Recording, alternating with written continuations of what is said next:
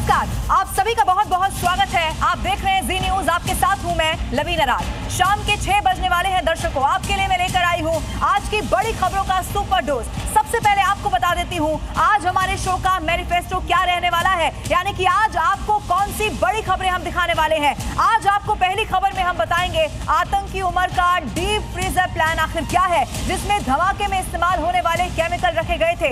इसके अलावा अब दूसरी खबर आपके सामने रख देते हैं, आपको हम दिखाएंगे हरियाणा से लेकर कश्मीर तक टेरर मॉड्यूल पर कैसे ताबड़तोड़ प्रहार किया जा रहा है। अगली खबर उत्तर प्रदेश से आज होगी, जहां माघ मेले को लेकर पहली बार एटीएस को सुरक्षा की पूरी जिम्मेदारी सौंप दी गई है। कितनी है तैयारी, दिखाएंगे आपको। अगले सेगमेंट में आपको बताएंगे कि दीदी के बंगाल में बाबरी मस्जिद को लेकर कैसे इस वक्त बवाल मचा हुआ है। ये 4 खबरें जिनको तफसील से हम आपके सामने रखने वाले हैं, लेकिन शुरुआत करते हैं राजनीति में। आज सबसे पहले बात करेंगे आतंकी उमर के डीप फ्रीजर प्लान की। दिल्ली ब्लास्ट की जांच जैसे जैसे अब आगे बढ़ रही है, आपको बता दें वैसे वैसे हर रोज नए नए खुलासे होते चले जा रहे हैं। दर्शकों, आतंकी डॉक्टर ग्रुप का एक एक प्लान बेनकाब हो रहा है। दिल्ली धमाके में अब डीप फ्रीजर कनेक्शन सामने आ चुका है और आतंकी उमर इस डीप फ्रीजर का इस्तेमाल केमिकल बम बनाने के लिए कर रहा था। कैसे एक्सपोज हुआ आतंकियों का प्लान, इसी से जुड़ी हुई एक रिपोर्ट आपको दिखाते हैं।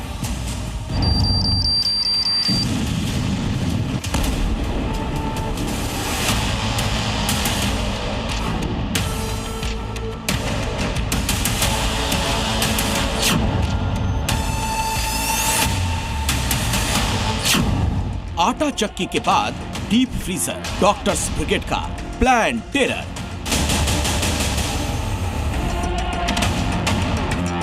मल्टी लेयर हैंडलर नेटवर्क, आतंकी साजिश एक्सपोज। दिल्ली ब्लास्ट की जांच में एक और चौंकाने और बेहद हैरान करने वाला खुलासा हुआ है। आतंकियों के टारगेट पर सिर्फ लाल किला का इलाका नहीं था, बल्कि ये एक साथ मल्टी लोकेशन पर केमिकल बम से हमले की साजिश रच रहे थे।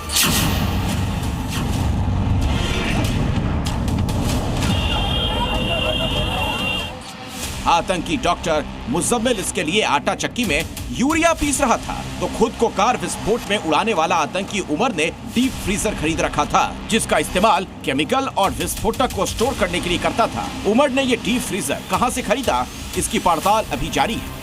आतंकी उमर ने डीप फ्रीजर खरीदा था। माना जा रहा है कि डीप फ्रीजर में अमोनियम नाइट्रेट, पोटासियम नाइट्रेट और सल्फर से तैयार किए गए केमिकल को रखा गया था। केमिकल डीप फ्रीजर में इसलिए रखे जाते हैं ताकि कम तापमान में केमिकल स्थिर बने रहें, क्योंकि केमिकल अगर गर्म हुए उनमें धमाके की आशंका रहती है। हल्की सी रगड़ लगने से भी धमाका हो सकता है, इसीलिए केमिकल को ठंडे तापमान में रखा जाता है। सूत्रों के मुताबिक आतंकी उमर बम बनाने में एक्सपर्ट था और इसके लिए उसने ट्रेनिंग भी ली थी, इसीलिए बारूद की जगह दिल्ली धमाके में केमिकल का इस्तेमाल किया गया,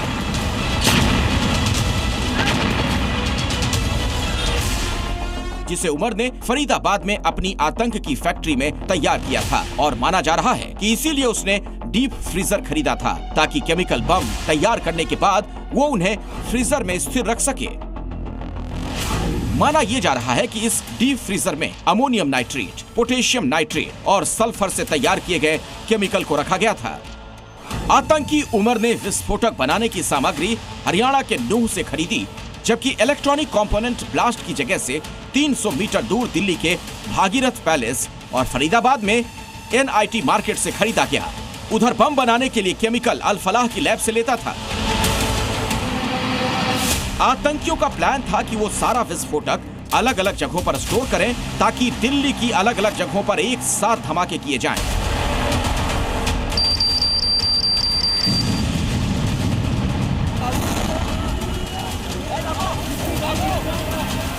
जांच में इंटरनेशनल आतंकी नेटवर्क और मल्टी लेयर हैंडलर चेन का भी खुलासा हुआ। सूत्रों के मुताबिक हर आतंकी का अलग अलग हैंडलर से संपर्क था। मुजम्मिल का हैंडलर मंसूर था, जबकि उमर का हैंडलर हाशिम था, और इन दोनों का भी एक हैंडलर था जिसे मंसूर और हाशिम रिपोर्ट करते थे। सूत्रों के मुताबिक हर आतंकी का अलग अलग हैंडलर के साथ संपर्क था। मुजम्मिल का संपर्क मंसूर से था, आदिल का संपर्क हाशिम था, और इन दोनों का भी एक हैंडलर था जिसे मंसूर और हाशिम रिपोर्ट करते थे। 2022 में मुजम्मिल अदील और मुजफ्फर अहमद तहरीक-ए-तालिबान पाकिस्तान के आतंकी ओकासा के संपर्क में भी आए थे और उसी के कहने पर वो तुर्की गए थे। जांच एजेंसियां अब इस व्हाइट टेरर मॉड्यूल के हर राज से पर्दा हटाने में जुट गई हैं। साथ ही पूछताछ के बाद उन लोगों पर भी शिकंजा कसा जा रहा है जो इस मॉड्यूल से जुड़े पाए जा रहे हैं। दिल्ली से राजू राज के साथ ब्यूरो रिपोर्ट, जी मीडिया। और आइए अब एक बड़ी खबर आपके सामने रख देते हैं। जम्मू कश्मीर के अवंतीपोरा से बड़ी खबर मिल रही है, जहां पर पाक से ऑपरेटेड नागरिकों पर एक्शन हुआ है। JKNOP से ऑपरेटेड लोगों की संपत्ति अटैच की गई है। मुबाशिर अहमद की प्रॉपर्टी अटैच होने की खबर मिल रही है। पाकिस्तान के इशारे पर काम करने का आरोप लग गया है। त्राल के गुलाम डार का बेटा है मुबाशिर। हालांकि देखिए, इसको लेकर लगातार अब जांच पड़ताल और भी ज्यादा आगे बढ़ाई जाएगी। खालिद हुसैन इस वक्त फोन लाइन पर मेरे साथ मौजूद है। खालिद, क्या इसके बारे में और डिटेल मिल पा रही है? क्या है, कैसे जांच हो रही है इस वक्त? खालिद,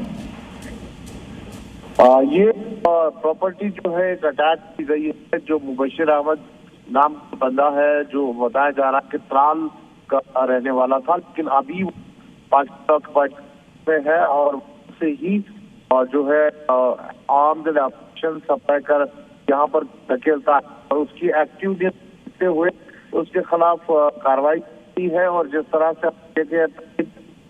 जो पीओके में बैठ के यहाँ टेरर हैंड करते हैं, उनके साथ ऐसी कार्रवाई हो रही है। जो है उसकी जो प्रॉपर्टी है त्राल में, कुछ जमीन जो है फिलहाल अटैच कर दिया है। पुलिस की तरफ कार्रवाई है और इस तरह की कार्रवाई जो है लगातार उन लोगों के खिलाफ होती है। ओके खालिद, आप नजर बना के रखिएगा। कोई और अपडेट इससे जुड़ा होगा तो एक बार फिर से आपका रुख करेंगे। फिलहाल शुक्रिया इस जानकारी के लिए। जी न्यूज़ पर एक्सक्लूसिव तस्वीरें भी आप देख रहे हैं। लगातार अब जांच पड़ताल इसको लेकर की जा रही है और NIA की जांच में आतंकियों से पूछताछ में एक बहुत बड़ा खुलासा हो गया है। इनके हैंडलर्स को लेकर भी एक बड़ा खुलासा हो गया है। आपको बताते हैं कि कैसे आतंकी मुजम्मिल के फोन से एक ऐसा नाम मिल गया है जिसके जरिए वो बम बनाने के ऑर्डर ले रहा था। ये नाम था लैपटॉप भाई। कौन था ये लैपटॉप भाई और क्या है इसका दिल्ली धमाकों से कनेक्शन? जी न्यूज़ पर ये एक्सक्लूसिव रिपोर्ट अब आपको देखनी चाहिए। आतंकी मुजम्मिल के फोन पर लैपटॉप भाई और कर्नल भाई नाम से आने वाले फोन और वीडियो उसके लिए एक बड़ी साजिश का हिस्सा थे। लैपटॉप भाई और कर्नल भाई कौन था और उसका दिल्ली ब्लास्ट से क्या कनेक्शन है, ये आप जानेंगे तो समझेंगे कि कैसे ये पूरी साजिश विदेशों तक फैली थी। मुजम्मिल के फोन की जांच में जब सुरक्षा एजेंसियों को ये नाम दिया तो वो एक कोड वर्ड समझ आया। पूछताछ की गई तो पता चला कि यही वो शख्स था जो कि मुजम्मिल को हमला करने और बम बनाने के वीडियो भेजता था। इसी के इशारे पर ही बम बनाना मुजम्मिल और उमर सीख रहे थे और ये पूरा ऑर्डर तुर्की के पास से भेजे जा रहे थे। जिस विदेशी नंबरों से वीडियो भेजे गए उनको मुजम्मिल ने लैपटॉप भाई और कर्नल भाई के नाम से सेव कर रखा था। ये लैपटॉप और कर्नल भाई कोई और नहीं बल्कि मोहम्मद शाहिद फैसल था, यानी वो शख्स जिसकी तलाश NIA को तमिलनाडु और कर्नाटक बम ब्लास्ट में भी है। इसी ने बेंगलुरु में रामेश्वर कैफे में ब्लास्ट किया था। मोहम्मद शाहिद फैसल आसानी से बाजार में मिलने वाले सामान से खतरनाक देसी बम बनाने में एक्सपर्ट है और इसकी आखिरी लोकेशन जांच एजेंसियों को सीरिया तुर्की बॉर्डर के आसपास मिली थी। अब NIA बम ब्लास्ट के दूसरे मामले में फरार चल रहे आरोपियों के डोजियर से बम ब्लास्ट के पैटर्न को मिला रही है।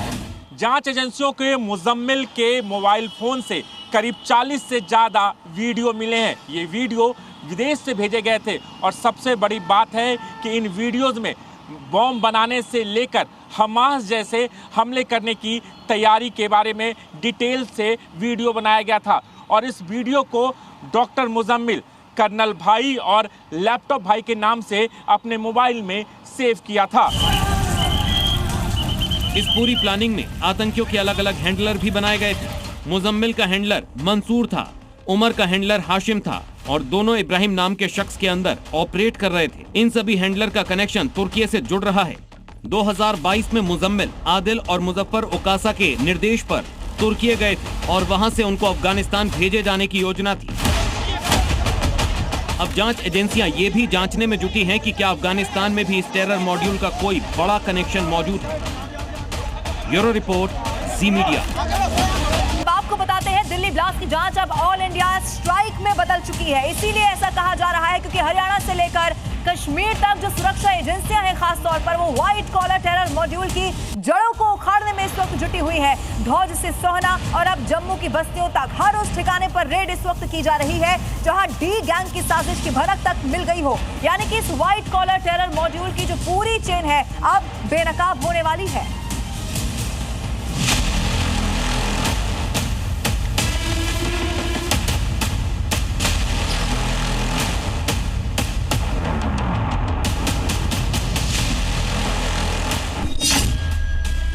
व्हाइट कॉलर मॉड्यूल पर all India strike.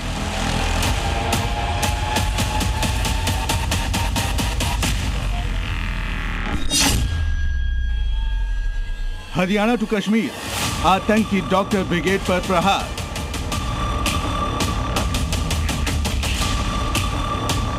White collar terror module की जड़ें जहां तक जुड़ी हैं, हर उस जगह पर छापेमारी हो रही है। यूपी से हरियाणा तक और हरियाणा से कश्मीर तक डी गैंग के मॉड्यूल पर ऑल इंडिया स्ट्राइक हो रही है। लेकिन सबसे ज्यादा नजर उस इलाके पर है जहां मुजम्मिल और उमर ने साजिश का पूरा सेटअप तैयार कर रखा था। ये वही इलाका है जहां दिल्ली ब्लास्ट की साजिश बुनी गई। अल फलाह यूनिवर्सिटी से कुछ ही कदम दूर फरीदाबाद का धौज गांव, और अब इसी गांव से आतंक के तार को खंगालने के लिए हरियाणा पुलिस लगातार छापेमारी कर रही है। जो ऑफिसर्स हैं, सुरक्षा एजेंसियों के लोग हैं, यहाँ पर मौजूद हैं। एक एक जो दुकान है वहाँ की उसकी तलाशी हो रही है और सारे क्रेडेंशियल्स जो है मांगे जा रहे हैं। तो आप देख सकते हैं कि ये सारी दुकानों के अंदर जो चीज़ें चल रही हैं, मैं कैमरा राहुल से कहूँगा कि इधर पैन करके दिखाएं कि ये सारी चीज़ें यहाँ पर तलाशी अभियान बड़े पैमाने पर सुबह से शुरू हुआ है। ये एक्सक्लूसिव विजुअल्स आप देख सकते हैं, ये जो पुलिस फोर्स के लोग हैं। धौज गांव में क्राइम ब्रांच और स्थानीय पुलिस की टीमों ने कॉम्बिंग ऑपरेशन चलाया।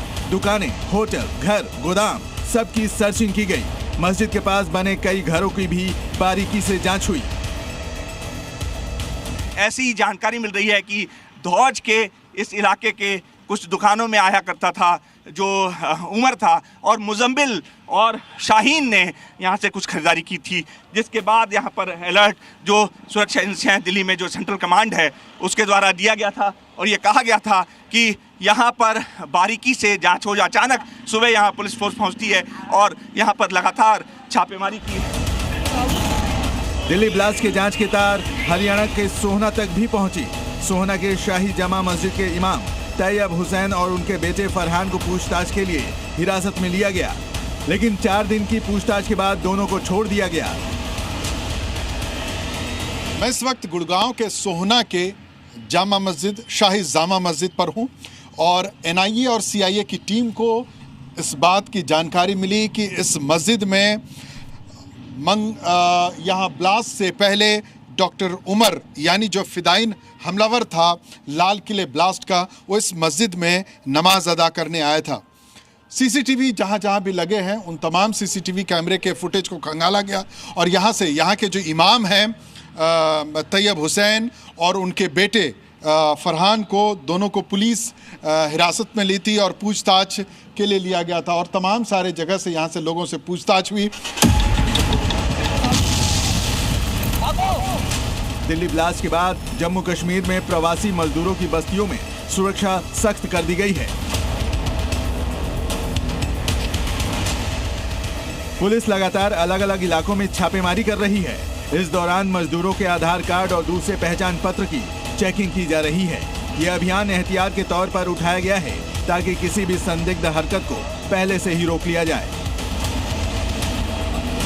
को बता दें कि इस समय हमारी मौजूदगी गंग्याल इंडस्ट्रियल एरिया में है, जहां पर कई सारे प्रवासी मजदूर जो है वो यहां पर आकर रहते हैं और ऐसे में लगातार पुलिस जो है वो इन लोगों से पूछताछ कर रही है, इनसे यहाँ उनके डॉक्यूमेंट चेक कर रहे हैं कि ये कहाँ के रहने वाले हैं, कब से यहाँ पर रह रहे हैं और किस पर्पज से ये यहाँ पर रह रहे हैं। आपको बता दें कि कई बार ये देखा गया है कि गैर कानूनी तरीके से जो बांग्लादेशी हैं या फिर रोहिंग्याज हैं वो जम्मू कश्मीर के अलग अलग इलाकों में रहते हैं। एरिया मेजोरिटी में इंडस्ट्रियल एरिया में आता है, तो इसमें जो माइग्रेंट्स बाहर से आते हैं वो लेबर का वर्क करने के लिए और भी तरह के काफ़ी माइग्रेंट्स इस एरिया में आके रहते हैं। तो हम यही श्योर करते हैं कि जितने भी बाहर के बंदे आ रहे हैं उनके प्रॉपर वेरिफिकेशन हो, मतलब कोई भी ऐसे इलीगल वे से कोई अंदर ना आए। मैसेज साफ है, सुरक्षा एजेंसियां आतंकी डॉक्टर ब्रिगेड के नेटवर्क को पूरी तरह से तबाह करने के मिशन में जुट गई हैं, ताकि जैश के डी गैंग के हर साजिश को समय रहते ही नाकाम किया जा सके। ब्यूरो रिपोर्ट, जी मीडिया। इस वक्त एक बड़ी खबर दर्शकों को बता देते हैं। दिल्ली ब्लास्ट को लेकर जम्मू कश्मीर में जबरदस्त एक्शन देखने को मिल रहा है। डॉक्टर्स के सोशल मीडिया पर नजर रखी जा रही है। सूत्रों के हवाले से खबर है, डॉक्टर्स की सोशल मीडिया की जांच अब बहुत तेज हो गई है। ब्लास्ट के बाद जम्मू कश्मीर के कई डॉक्टर रडार पर आ चुके हैं। हालांकि बताया तो ये भी जा रहा है कि कई सारे ऐसे अकाउंट हैं जो कि डीएक्टिवेट हो गए हैं। अब उन सभी अकाउंट पर नजर रखी जा रही है। सोशल मीडिया के जरिए कैसे यहाँ पर इस्तेमाल उसका किया गया है, इसको जांचा जा रहा है। सीधा रुख करते हैं, रजत बोहरा जम्मू से इस वक्त लाइव मेरे साथ मौजूद है। रजत, क्या खबर मिल रही है, क्योंकि रडार पर डॉक्टर के सोशल मीडिया अकाउंट है? जी बिल्कुल, आपको बता दें कि व्हाइट कॉलर मॉड्यूल के सामने आने के बाद लगातार अब डॉक्टर्स की स्कैनिंग जो है वो की जा रही है। ये डॉक्टर्स किन किन के संपर्क में थे, सोशल मीडिया पे क्या कुछ बातें लिखते थे, क्योंकि हमने देखा है कि जम्मू कश्मीर के विभिन्न इलाकों में लगातार डॉक्टर्स जो है वो यहाँ पर रडार पर हैं और इनके सोशल मीडिया अकाउंट जो है वो खंगाले जा रहे हैं। इसी बीच आपको बता दें कि एक स्पेशल टीमों का गठन करने के लिए भी यहाँ पर सुरक्षा बल जो है वो सूत्र बता रहे हैं कि वो करने जा रहे हैं, जिसमें कि अलग अलग जो हॉस्पिटल्स और प्राइवेट मेडिकल कॉलेजेस हैं उनको हिदायत दी गई है कि एक स्पेशल टीम जो है वो यहाँ पर सभी हॉस्पिटल्स की होनी चाहिए कि वो लगातार स्क्रूटनी करें इन सोशल मीडिया, इन डॉक्टर्स के सोशल मीडिया अकाउंट्स की, चाहे वो एमबीबीएस स्टूडेंट्स हैं या डॉक्टर्स की किस तरह की बातें लिखते हैं। हालांकि जम्मू में अभी तक उस तरीके का मामला कोई सामने आया नहीं है, बट इस तरीके के मामले जरूर सामने आए कि अगर इंडिया पाकिस्तान का मैच होता था तो उस समय पाकिस्तान के समर्थन में कई बार नारे लगे हैं। तो उसी सब चीजों को देखते हुए व्हाइट कॉलर टेररिज्म मॉड्यूल के कौन कौन से संपर्क में लोग हैं और कौन लोग in doctor Adil, doctor Muzammil या डॉक्टर शाहीन के साथ थे, उन सबके सोशल मीडिया अकाउंट जो है वो खंगाले जा रहे हैं और ये स्क्रूटनी और तेज की गई है। लगातार अब जितने भी पहले तो जितने भी सरकारी अस्पताल हैं और प्राइवेट हॉस्पिटल्स हैं उसमें सभी के लॉकर्स चेक किए जा रहे हैं, चाहे वो एमबीबीएस स्टूडेंट्स हो, चाहे डॉक्टर्स हो, या कोई भी बचेगा नहीं, जिसका भी नाम इसमें सामने आएगा, यही मैसेज देने की कोशिश की जाए। रजत, आप बने रहिएगा, लौटूंगी आपके पास। आतंक के खिलाफ घाटी में जारी सुरक्षा बलों का ऑपरेशन कैसे चल रहा है उसकी जरा करते हैं। जहां नौगाम में पाकिस्तानी सीमा के पास सुरक्षा बलों ने बताया जा रहा है कि आतंकियों के एक ठिकाने को खुफिया जानकारी के आधार पर नेस्तनाबूद कर दिया है। इस दौरान भारी मात्रा में गोला बारूद और हथियार यहां से बरामद कर लिया गया, जिससे दहशत फैलाने की एक बड़ी साजिश रची जा रही थी। इन सब के बीच डॉक्टरों की आतंकी ब्रिगेड के पास से मेरे हथियारों को लेकर भी बड़ा खुलासा हो गया है, जिसका सीधा लिंक पाकिस्तान से जुड़ गया है।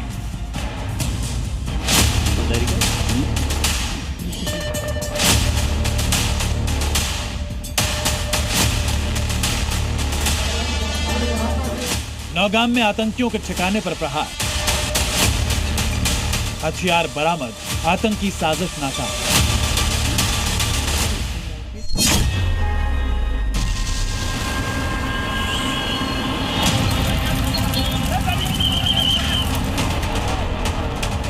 दिल्ली ब्लास्ट के बाद से घाटी में सुरक्षा बलों का आतंकियों और उनके मददगारों के खिलाफ ताबड़तोड़ एक्शन जारी है। मैसेज साफ है कि भारत में किसी भी तरह का टेरर मॉड्यूल नहीं चलेगा, चाहे व्हाइट कॉलर हो या फिर किसी और तरह का मॉड्यूल।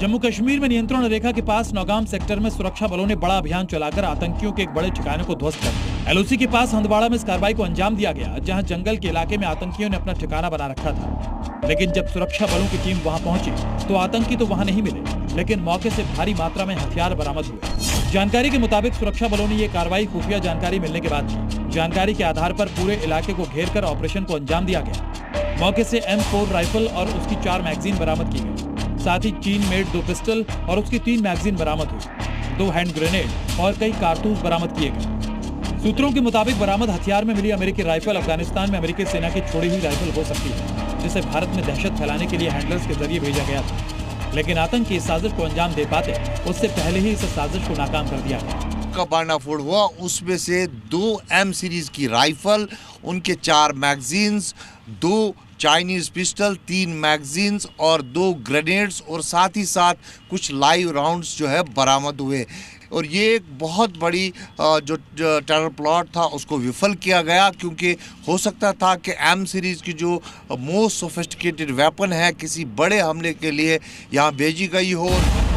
इस बीच जम्मू कश्मीर में दिल्ली धमाकों को लेकर चल रही जांच में कई बड़े खुलासे भी हुए हैं। सूत्रों के मुताबिक आतंकियों के पास से मिली AK-56 राइफल और AK Krinkov assault rifle Jaish-e-Mohammed के आतंकवादी ने अक्टूबर 2023 में दी थी। साउथ कश्मीर में मौलवी इरफान ने इन हथियारों को आदिल, मुजम्मिल और उमर तक पहुंचाया था। इसमें AK-56 राइफल अनंतनाग में हॉस्पिटल से डॉक्टर अदील के लॉकर से बरामद की गई थी, जबकि दूसरी rifle AK Krinkov assault rifle Faridabad में मिली थी। सूत्रों की माने तो जो हथियार डॉक्टर अदील राथर और डॉक्टर मुजम्मिल के पास पकड़े गए वो दरअसल जैश हैंडलर्स ने उन्हें दिए थे। ये हथियार जो डॉक्टर अदील राथर के लॉकर से GMC अनंतनाग से मिला वो AK-56 था, और जो दूसरा हथियार जो फरीदाबाद में मिला वो एक असॉल्ट राइफल थी AK सीरीज़ की। और ये दोनों हथियार बताया जा रहा है कि तब जैश हैंडलर्स ने इन दो को दिए थे। ऐसे में अब इस बात की जांच तेज कर दी गई है कि आखिर सीमा पार से ये हथियार घाटी में पहुंच कैसे रहे हैं। नौगाम में आतंकियों के ठिकानों तक और डॉक्टर्स की आतंकी ब्रिगेड तक ये हथियार कैसे पहुंचे, किसकी मदद से और किस रूट से ये हथियार भारत की सीमा में आ रहे हैं, इसे लेकर जांच अभियान चलाया जा रहा है। कश्मीर से खालिद हुसैन के साथ ब्यूरो रिपोर्ट, जी मीडिया। और अब अगली बड़ी खबर मिल रही है, आपको बता देते हैं जम्मू कश्मीर के पुंछ से खबर है, जहां टेरर फंडिंग और नेटवर्क के खिलाफ एक्शन हुआ है। नार्को टेरर इकोसिस्टम के आरोपी की प्रॉपर्टी जब्त कर ली गई है। अवैध ट्रांजैक्शन में कई बैंक खाते सीज कर दिए गए हैं। जम्मू कश्मीर के पुंछ में टेरर फंडिंग नेटवर्क के जो पूरा नेटवर्क चलाया जा रहा था उसके खिलाफ एक्शन है। नार्को टेरर के आरोपी की संपत्ति सीज हो गई। सीधा रुक करते रजत इस वक्त मेरे साथ लाइव मौजूद है। रजत, क्या है इस आरोपी का नाम, क्या है इसके बारे में और डिटेल इसका बैकग्राउंड?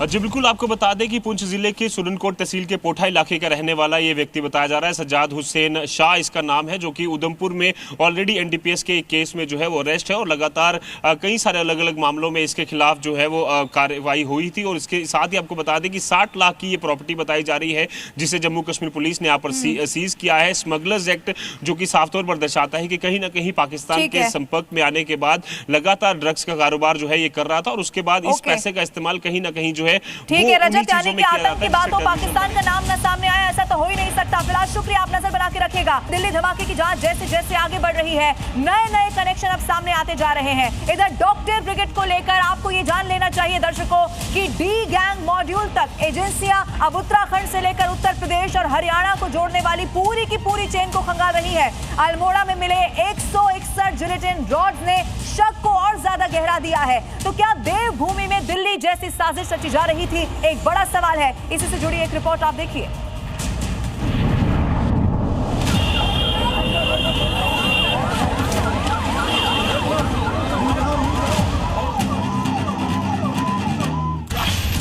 क्या अल्मोड़ा में दिल्ली जैसी साजिश का प्लान था?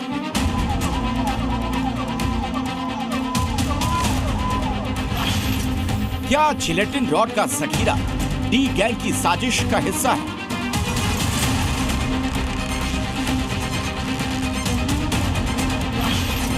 क्या आतंकी डॉक्टर ब्रिगेड के टारगेट पर देवभूमि है?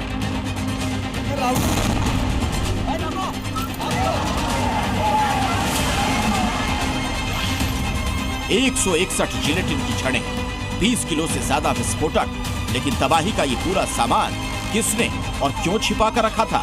अल्मोड़ा पुलिस के लिए एक बड़ी पहेली बन गई है।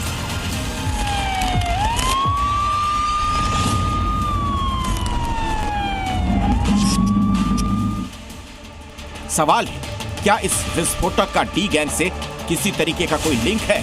और क्या देवभूमि में भी कुछ बड़ा करने का प्लान हो रहा था? इसी सवाल को तलाशने अल्मोड़ा पुलिस भी दल बल के साथ मौके पर पहुंची। सल्ट इलाके के जिस स्कूल में विस्फोटक मिला उसकी पड़ताल की जा रही है। बम डिस्पोजल स्क्वाड और डॉग स्क्वाड की टीमों को भी मौके पर बुलाया गया। पुलिस ने इस मामले में अज्ञात के खिलाफ मुकदमा दर्ज कर जांच शुरू कर दी है। गांव में स्कूल के पास में झाड़ियों में नीचे की तरफ में झाड़ियों में लगभग 161 जिलेटिन की छड़ें प्राप्त हुई। सूचना पर पुलिस जो लोकल थाना पुलिस है वो मौके पे पहुंची, उनके द्वारा उच्चाधिकारियों को सूचना दी गई। साथ ही साथ में BDS को भी वहां पर बुलाया गया है। BDS ने पूरी चीजों को वहां पर इंक्वायरी की, चेक की है वहां पर, और साथ साथ में आसपास के एरिया को भी सर्च किया गया है। इसमें उचित धाराओं में फिर इसमें FIR दर्ज कर लिया गया है। आपको ये बता दें, जिलेटिन की छड़ें आमतौर पर विस्फोटक के रूप में इस्तेमाल होती हैं। इनका इस्तेमाल खनन, सड़क निर्माण, सुरंग बनाने और पत्थर तोड़ने जैसे कामों में कंट्रोल ब्लास्ट के लिए किया जाता है। जिलेटिन स्टिक में नाइट्रोग्लिसरीन और दूसरे केमिकल होते हैं जो इसे शक्तिशाली विस्फोटक बना देते हैं। इसे डेटोनेटर और फ्यूज के साथ जोड़कर विस्फोट किया जाता है। लेकिन ये जिलेटिन अगर गलत हाथों में पड़ जाए तो फिर अंजाम भयावह होता है। सूत्रों के मुताबिक फिदाइन डॉक्टर उमर का भी कनेक्शन उत्तराखंड से सामने आया है। उत्तराखंड के कई डॉक्टर उमर के संपर्क में थे। दिल्ली ब्लास्ट की जांच कर रही एजेंसियों ने खुलासा किया, डी गैंग ने श्रीनगर से अमोनियम नाइट्रेट में मिलाने वाले विस्फोटक की खरीद की थी। सुरक्षा एजेंसियों को इसकी खरीद से जुड़े हुए कुछ दस्तावेज मिले। यही नहीं, सुरक्षा एजेंसियों को आतंक की डॉक्टर ब्रिगेड से जो डायरी मिली उसमें 2350 लोगों के नाम हैं। कई नाम उत्तराखंड से हैं। इसके अलावा जांच एजेंसियों के रडार पर यूपी के कई डॉक्टर भी हैं, जिनके तार व्हाइट कॉलर टेरर मॉड्यूल से जुड़े बताए जा रहे हैं। अब तक बहराइच, अलीगढ़, नोएडा, सहारनपुर, अमरोहा, मुरादाबाद, संभल और मुजफ्फरनगर के डॉक्टरों से पूछताछ हो चुकी है। दरअसल टेरर लिंक की जांच के दौरान 10 से ज्यादा डॉक्टरों से पूछताछ की गई। मुरादाबाद के 3 डॉक्टरों की गतिविधियां संदिग्ध पाई गईं। पूछताछ के लिए तीनों को लखनऊ एटीएस मुख्यालय बुलाया गया है।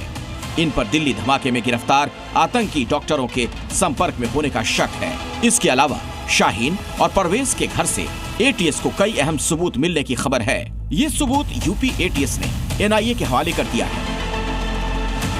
यूपी एटीएस आतंकी साजिश की एक कड़ियां जोड़ रही है। खासकर मैडम सर्जन के कानपुर कनेक्शन के तार एजेंसियां खंगाल रही हैं और अब रडार पर आईआईटी कानपुर की रिसर्च स्कॉलर है जो 15 दिनों से लापता है। सूत्रों की माने तो जांच एजेंसियों ने आईआईटी कानपुर में भी जांच पड़ताल की है। आईआईटी कानपुर के पीएचडी स्कॉलर एक छात्र 15 दिन से बिना सूचना दिए हुए गायब है। जम्मू कश्मीर के रहने वाले हैं। ऐसे में जांच एजेंसी अब उनके घर पर भी जांच पड़ताल कर सकती है। सूत्रों की माने तो 150 ऐसे छात्र हैं जो कानपुर में पढ़ाई कर रहे हैं और जम्मू कश्मीर के रहने वाले हैं। यानी यूपी और उत्तराखंड, हरियाणा तक जांच एजेंसियों का जांच का दायरा बढ़ गया है ताकि इस व्हाइट कॉलर टेरर मॉड्यूल का हर सिरा जोड़कर पूरे नेटवर्क का खेल खत्म किया जा सके। Bureau report, C media. अब एक खबर मिल रही है कि घुसपैठ को लेकर सीएम योगी आदित्यनाथ का सख्त निर्देश आ गया है। उत्तर प्रदेश में डिटेंशन सेंटर बनेगा। अवैध घुसपैठ पर सख्त से सख्त कार्रवाई उत्तर प्रदेश में होगी। मुख्यमंत्री का जिलाधिकारियों को सीधा कड़ा निर्देश है, घुसपैठियों को चिन्हित किया जाए, घुसपैठियों के लिए डिटेंशन सेंटर बनाए जाए और डिटेंशन सेंटर से उसके बाद वापस भेजा जाए। मयूर इस वक्त मेरे साथ मौजूद है। मयूर, क्या खबर मिल रही है? योगी आदित्यनाथ का सीधा निर्देश है, कब से शुरू हो जाएगा डिटेंशन सेंटर में भर्ती करना? बिल्कुल, देखिए, सीएम योगी आदित्यनाथ ने सभी जिलाधिकारियों को सख्त निर्देश दिए हैं कि राज्य हो या फिर देश हो, यहाँ पर किसी तरीके की सुरक्षा से कोई भी कोताही बर्दाश्त नहीं की जाएगी। लगातार जो तमाम ऐसे जिले हैं, चाहे वो नेपाल से सटे हुए हों या फिर अन्य राज्यों से सटे हुए हों, वहाँ पर बाहर के अवैध घुसपैठिए आकर रह रहे थे। तो ऐसे में अब हर जिले में एक टेम्पररी डिटेंशन सेंटर बनाया जाएगा। वहाँ पर जिलाधिकारियों की जिम्मेदारी होगी कि जितने भी अवैध घुसपैठिए हैं उनको वहाँ पर चिन्हित करके रखा जाए और उनका पूरा सत्यापन कराया जाए। जब तक सत्यापन पूरा नहीं हो जाएगा वो वहीं पर रहेंगे। सत्यापन पूरा करने के बाद इसका मतलब ये है कि तैयारी अब योगी आदित्यनाथ के निर्देश के बाद यहाँ पर शुरू हो जाएगी। आप नजर बना के रखिएगा। उत्तर प्रदेश की ही बात कर लेते हैं। देखिए, प्रयागराज का माघ मेला हो या फिर अयोध्या का ऐतिहासिक ध्वजारोहण समारोह, उत्तर प्रदेश में अगले कुछ दिनों में आस्था के 2 बड़े आयोजन होने जा रहे हैं। अब ऐसे में आपको ये जान लेना चाहिए दर्शकों की सुरक्षा एजेंसियां फुल एक्शन मोड में आ चुकी है। टेरर मॉड्यूल के खुलासे के बाद सरकार के लिए ये डबल चैलेंज होने वाला अब सामने आ रहा है और इसी कड़ी में सुरक्षा के बीच 3 जनवरी से माघ मेले की शुरुआत होने जा रही है और सीएम योगी आदित्यनाथ खुद अब ग्राउंड पर कैसे उतर चुके हैं दिखाते हैं आपको।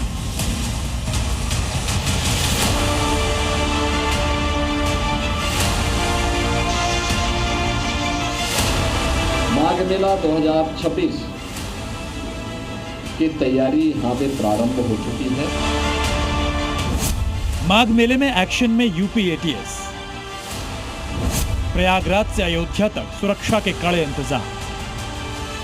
संगम की रेत पर लगने वाला आस्था का माघ मेला इस बार बेहद सख्त सुरक्षा घेरे में होगा। दिल्ली ब्लास्ट के बाद यूपी में माघ मेले का आयोजन होना है और ऐसे में सुरक्षा सरकार के लिए बड़ी जिम्मेदारी बनी हुई है। उत्तर प्रदेश पुलिस के द्वारा भी मेले को सकुशल संपन्न करने के लिए पर्याप्त मात्रा में पुलिस कार्मिक यहाँ तैनात किए गए। मेला पुलिस अधीक्षक की तैनाती हो चुकी है। सनातनी आस्था का यह अनूठा मेला जहां हर साल की तरह इस बार भी श्रद्धालुओं का सैलाब उमड़ेगा, लेकिन इस बार संगम में डुबकी लगाने वाले श्रद्धालुओं की संख्या और भी ज्यादा रहने वाली है।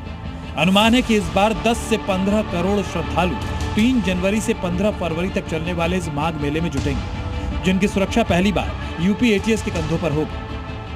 3 जनवरी को पौष पूर्णिमा है, 15 जनवरी को मकर संक्रांति, 18 जनवरी को मौनी अमावस्या, 23 जनवरी को बसंत पंचमी, 1 फरवरी को माघी पूर्णिमा और 15 फरवरी को महाशिवरात्रि।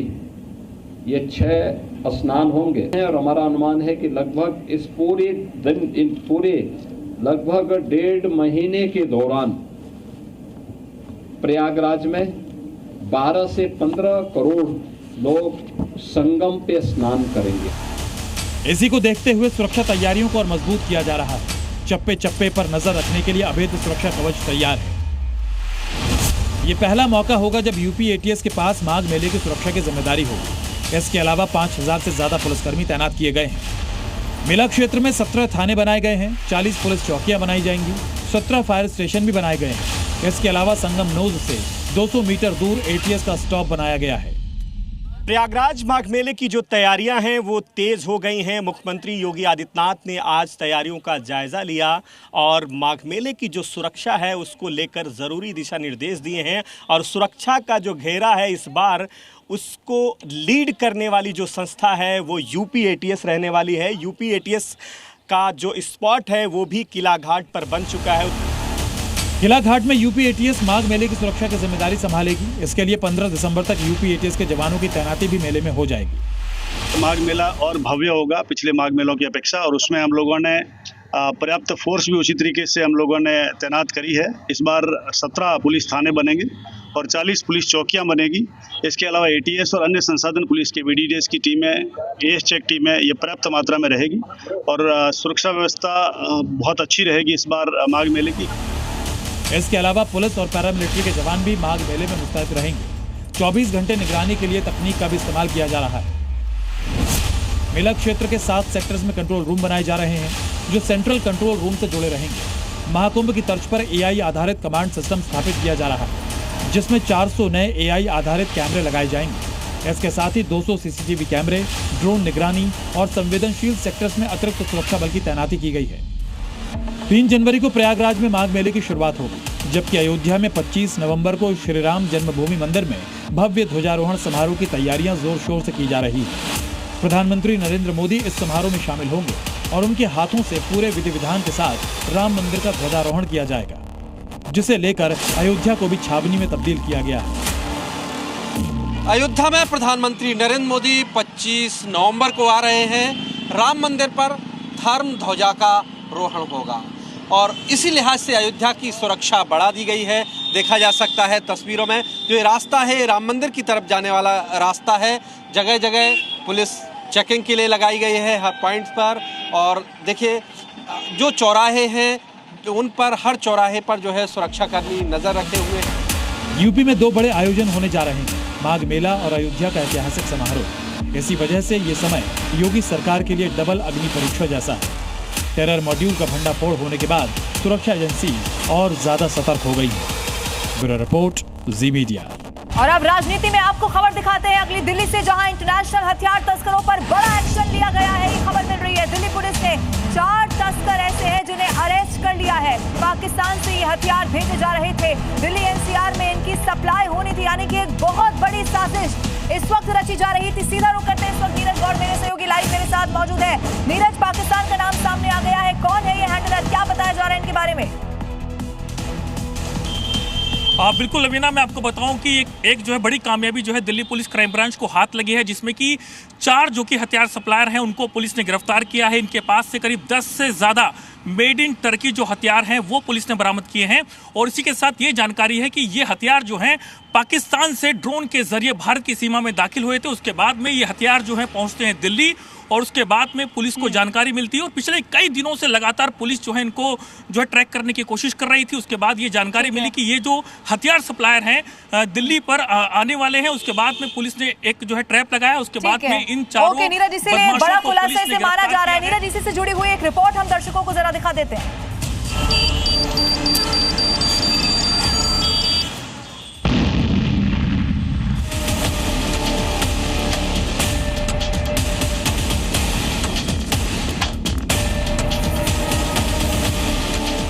एक ड्रोन आता है जिसमें कैमरा होता है और वो एरिया पहले चेक करता है कि वहाँ पे कोई सिक्योरिटी डिप्लॉयमेंट तो नहीं है, और यदि उसको डिप्लॉयमेंट क्लियर मिलता है नहीं मिलता है वहाँ पर, तो विद इन अ मिनट दूसरा ड्रोन आकर वेपन ड्रॉप कर देता है। पाकिस्तान की नापाक साजिश फिर बेनकाब। ISI मॉड्यूल के इंटरनेशनल गिरोह का पर्दाफाश। जैश ए मोहम्मद के इशारे पर दिल्ली में अंजाम दिए गए बम धमाके के 10 दिन बाद ही बंदूक वाली साजिश का खुलासा हुआ है। 10 नवंबर को पहले दिल्ली में जैश के ऑर्डर पर आतंकी डॉक्टर ब्रिगेड ने लाल किले के पास कार ब्लास्ट किया और अब एक बार फिर पाकिस्तान से आए हथियारों से दिल्ली को दहलाने की साजिश सामने आई। इसे फेल कर दिया गया है। इन हथियारों के जरिए पाकिस्तान की खुफिया एजेंसी ISI दिल्ली को दहलाने के लिए गैंग वॉर कराना चाहती थी, मगर ISI के खतरनाक प्लान को दिल्ली पुलिस की क्राइम ब्रांच ने समय रहते रोक लिया और राजधानी को एक बड़े खून खराबे से बचा लिया। दिल्ली पुलिस की क्राइम ब्रांच ने एक अंतर्राष्ट्रीय हथियार तस्करी रैकेट का पर्दाफाश किया है। इन तस्करों के पास से 20 AK-47 rifle, 15 Glock pistol, 10 magazine, 500 round गोली, 5 ग्रेनेड और 2 ड्रोन किट मिले हैं। 5 करोड़ रुपए से ज्यादा कीमत के हथियार जब्त किए गए। लॉकर में जो AK-47 मिला था वो AK-47 डॉक्टर मुजम्मिल ने 6.5 लाख रुपया में कश्मीर से खरीदी थी और वो डॉक्टर उमर को दिया था। इसके अलावा इस पूरे मामले में जो आरोपी हैं उनके हैंडलर्स के बारे में भी पुलिस को जानकारी मिली है। डॉक्टर मुजम्मिल का जो हैंडलर वो मंसूर था और डॉक्टर उमर का हैंडलर हासिम था। ये दोनों इब्राहिम नाम के एक शख्स के अंडर काम कर रहे थे। आरोपी नंबर 1 मनदीप, आरोपी नंबर 2 दलविंदर, आरोपी नंबर 3 रोहन, आरोपी नंबर 4 अजय उर्फ मोनू। दिल्ली को दहलाने की प्लान में शामिल ये सभी आरोपी पंजाब, यूपी और दिल्ली के रहने वाले बताए जा रहे हैं। इनका काम पंजाब से हथियार को दिल्ली में गैंगस्टर तक पहुंचाना था। पता चला है कि नाइटेक हथियारों को दिल्ली के गैंगस्टर लॉरेंस बिश्नोई, बम्बीहा, गोगी, हिमांशु भाऊ, तिल्लू ताजपुरिया के गैंग्स को सप्लाई होनी थी। यानी दिल्ली में गैंगस्टरों को हथियार सप्लाई कर दिल्ली को दहलाने की पूरी प्लानिंग थी। ये पिछले 1.5-2 सालों से हथियार सप्लाई कर रहे हैं और काफ़ी गैंगस्टर को, जो रोहन है ये बेसिकली यहाँ के गैंगस्टर्स को वेपन सप्लाई करता है। तो 1.5-2 साल से ये वेपन काफ़ी सप्लाई किया हुआ है और ऑलमोस्ट सभी गैंग को टच किया है इसने। तो अभी इसी चीज़ की इन्वेस्टिगेशन चल रही है कि ये किससे किससे टच में है। जांच में पता चला कि पाकिस्तान से ही हथियारों की सप्लाई की जा रही थी। इस पूरी साजिश में पाकिस्तानी खुफिया एजेंसी ISI का हाथ है। हथियारों को पाकिस्तान से ड्रोन के जरिए पंजाब में गिराया जाता और फिर पंजाब से इन हथियारों को दिल्ली पहुंचाया जा रहा था। एक ड्रोन आता है जिसमें कैमरा होता है और वो एरिया पहले चेक करता है कि वहाँ पे कोई सिक्योरिटी डिप्लॉयमेंट तो नहीं है, और यदि उसको डिप्लॉयमेंट क्लियर मिलता है नहीं मिलता है वहाँ पर, तो विद इन अ मिनट दूसरा ड्रोन आकर वेपन ड्रॉप कर देता है। अब दिल्ली पुलिस हथियार तस्करी से जुड़े इस पूरे नेटवर्क के तार खंगालने में जुटी है। साथ ही ये भी पता लगाया जा रहा है कि ये गैंग अब तक कहां-कहां हथियारों की सप्लाई कर चुका है। दिल्ली से राजू राज के साथ ब्यूरो रिपोर्ट, जी मीडिया। बात पश्चिम बंगाल में बाबरी मस्जिद पर छिड़े हुए घमासान की जरा कर लेते हैं, जहां ममता के विधायक हुमायूं कबीर ने 6 दिसंबर को नई मस्जिद बनाने का ऐलान कर दिया है और इसी के बाद दर्शकों बाबरी के नाम पर एक नई बहस वहां पर छिड़ गई है। एक तरफ भारतीय जनता पार्टी ये पूछ रही है कि आखिर भारत में बाबर के नाम की मस्जिद का क्या काम है, तो संत बंगाल कूच को इस वक्त तैयार है। ये रिपोर्ट देखिए।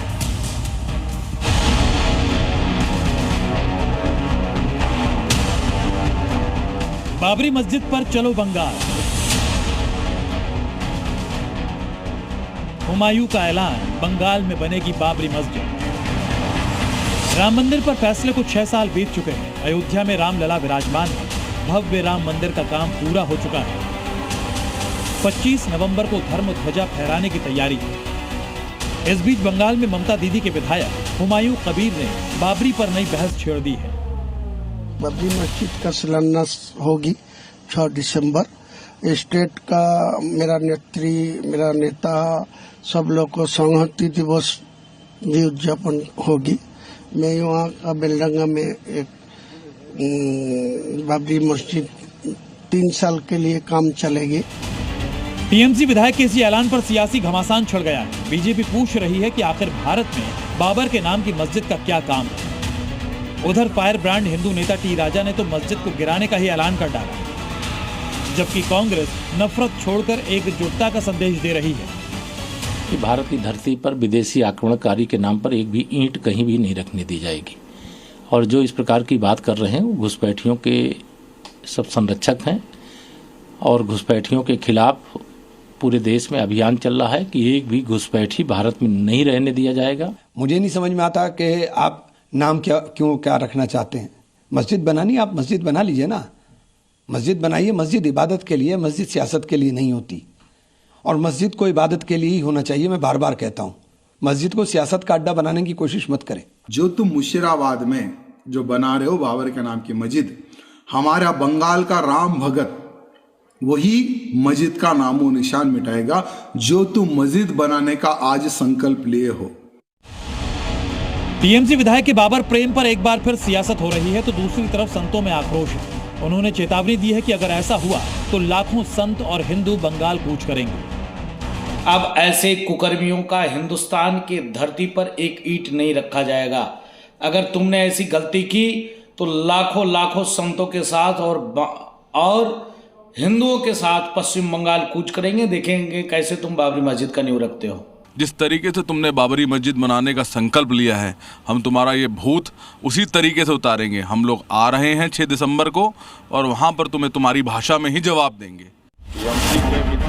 उधर अयोध्या के संत परमहंस आचार्य इस बहस में कूदे तो विवादित ऐलान कर दिया और टीएमसी विधायक का सिर काटने पर 1 करोड़ रुपए का इनाम रख दिया। सरकार से आग्रह कर रहा हूं कि टीएमसी विधायक के ऊपर राष्ट्रद्रोह का मुकदमा पंजीकृत करके उसको जेल के अंदर भेजा जाए। अगर ऐसा नहीं किया गया तो मैं 1 करोड़ रुपए की घोषणा कर रहा हूं कि जो उस टीएमसी विधायक की गर्दन काट के ले आएगा उसको मैं 1 करोड़ रुपए का पुरस्कार दूंगा। वहीं ऑल इंडिया इमाम एसोसिएशन के अध्यक्ष मौलाना साजिद रशीदी की बाबरी मस्जिद पर दलील सामने आई, जिसमें उन्होंने दावा किया कि अयोध्या की बाबरी मस्जिद की बराबरी सैकड़ों मस्जिदें बनाने से भी नहीं हो सकती। बाबरी मस्जिद के नाम पर हिंदुस्तान में अगर सैकड़ों मस्जिदें बन जाएं तो वो मस्जिद की जो हैसियत है अयोध्या में, वो हैसियत कभी ख़त्म नहीं हो सकती। इसलिए ये कहना कि बाबरी मस्जिद बंगाल में बनेगी, ऐसा तो नहीं है कि उसकी तलाफी हो जाएगी। इसीलिए बाबरी मस्जिद के नाम पर मुसलमानों ने जो ज़मीन सरकार देना चाहती थी वो एक्सेप्ट नहीं की। लंबे संघर्ष के बाद एक तरफ अयोध्या में राम मंदिर विवाद का समाधान हुआ, लेकिन अब भी बाबरी के नाम पर राजनीति रुकने का नाम नहीं ले रही है। ऐसे में सवाल उठ रहा है कि क्या ध्रुवीकरण और वोट बैंक के लिए बाबरी को मुद्दा बनाया जा रहा है। ब्यूरो रिपोर्ट, जी मीडिया। और अब इस वक्त एक बड़ी खबर मिल रही है, जहां जैश टेरर मॉड्यूल में श्रीनगर में ताबड़तोड़ एक्शन हुआ है। तुफैल नियाज को हिरासत में लिया गया है। जैश टेरर मॉड्यूल में तुफैल से पूछताछ अब की जाएगी। आपको बताते चले दियारबानी बटमालू का रहने वाला है ये तुफैल। इसको लेकर और भी जानकारी सामने आना बाकी है, क्योंकि इसका बैकग्राउंड क्या है ये भी अब चेक किया जाएगा। तुफैल नियाज को हिरासत में ले लिया गया है। ये सब कुछ जैश टेरर मॉड्यूल की जो जांच पड़ताल हो रही है उसके तहत किया गया। और आइए बात करते हैं बुलडोजर एक्शन की। यूपी जम्मू कश्मीर से छत्तीसगढ़ तक आज जबरदस्त बुलडोजर स्ट्राइक यहां देखने को मिली है। बरेली में हिंसा के मास्टरमाइंड तौकीर रजा के करीबियों पर बुलडोजर एक्शन हो गया है दर्शकों। तो वहीं दूसरी तरफ जम्मू में ड्रग्स तस्कर और छत्तीसगढ़ में सट्टा किंग के अवैध घरों को बुलडोजर से जमींदोज कैसे किया गया, आपको दिखाते हैं। UP to Jammu bulldozer strike कैसे की गई है। यूपी, जम्मू कश्मीर और छत्तीसगढ़ राज्य भले ही अलग अलग हो, लेकिन तस्वीर एक जैसी है, वो भी बिल्कुल योगी स्टाइल में, यानी अवैध निर्माण पर बुलडोजर से प्रहार। यूपी के बरेली में हिंसा के आरोपी तौकीर रजा के करीबी के शोरूम पर बुलडोजर कब्जा, तो जम्मू में ड्रग्स तस्करों के अवैध ठिकाने ध्वस्त कर दिए गए और छत्तीसगढ़ में सट्टा किंग के घर को जमींदोज कर दिया। ये तस्वीर यूपी के बरेली की है, यहाँ बरेली हिंसा के आरोपी मौलाना तौकीर रजा और उसके करीबियों का बुलडोजर से इलाज जारी है। आज जब यहाँ बाबा का बुलडोजर गरजा तो तौकीर रजा के करीबी आरिफ की 25 करोड़ की इमारतें कुछ ही घंटों में जमींदोज हो गई। बरेली में एक साथ 2 जगहों पर बुलडोजर एक्शन से हड़कंप मच गया। सबसे पहले बुलडोजर पीलीभीत रोड पर बने परिसर पर चला। इसमें मैरिज हॉल, शोरूम और कई दुकानें। इसकी कीमत 20 करोड़ बताई जा रही है। और राजनीति में आज के लिए बस इतना ही। देश दुनिया की हर खबर पर जी न्यूज की रहेगी नजर। एक बहुत छोटा सा ब्रेक यहाँ पर ले रहे हैं, आप बने रहिए हमारे साथ। जम्मू में ड्रग्स माफिया के खिलाफ बड़ा एक्शन, तस्कर के घर पर बुलडोजर कार्रवाई, मौके पर भारी पुलिस बल की तैनाती। बरेली में मौलाना तौकीर रजा के करीबी पर एक्शन, आरिफ के शॉपिंग कॉम्प्लेक्स के 20 दुकानों पर बुलडोजर कार्रवाई। आतंकवादियों से पूछताछ में बड़ा खुलासा, आतंकी मुजम्मिल ने 6.5 लाख में AK-47 खरीदी। उमर ने विस्फोटक के लिए डीप फ्रीजर खरीदा। फरीदाबाद के अल-फलाह यूनिवर्सिटी को लेकर बड़ी खबर, एक रिपोर्ट के मुताबिक यूनिवर्सिटी से बाहर ले जाया गया केमिकल, लैब रिकॉर्ड से हुआ खुलासा। हरियाणा पुलिस का फरीदाबाद के धौज गांव में ताबड़तोड़ एक्शन, दुकानों पर छापेमारी, जम्मू कश्मीर में अलग अलग इलाकों में छापा पड़ा। इंटरनेशनल आर्म्स रैकेट का भंडाफोड़, पाकिस्तान से ड्रोन के जरिए पाकिस्तान से पंजाब आ रहे थे हथियार। लॉरेंस, बम्बीहा, गोगी और हिमांशु भाऊ गैंग के लिए होनी थी डिलीवरी। 4 आरोपी गिरफ्तार। बिहार के डिप्टी सीएम सम्राट चौधरी का बयान, अपराधियों के लिए बिहार नहीं है, अपराधियों को बिहार से बाहर जाना होगा। मुख्यमंत्री योगी का प्रयागराज दौरा, माघ मेले की तैयारियों का लिया जायजा, यूपी एटीएस को माघ मेले की कमान, सुरक्षा को लेकर समीक्षा बैठक भी। टीएमसी विधायक हुमायूं कबीर का मुर्शिदाबाद में बाबरी मस्जिद बनाने का ऐलान, कहा 6 दिसंबर से बनेगी मस्जिद। बीजेपी ने कहा टीएमसी का सेकुलरिज्म धर्म पर आधारित। बिहार के सीतामढ़ी में बड़ा बवाल, प्रतिबंधित मीट ले जा रहे शख्स को लोगों ने बनाया बंधक, आरोपी को छुड़ाने के लिए पुलिस ने कई राउंड फायर किए।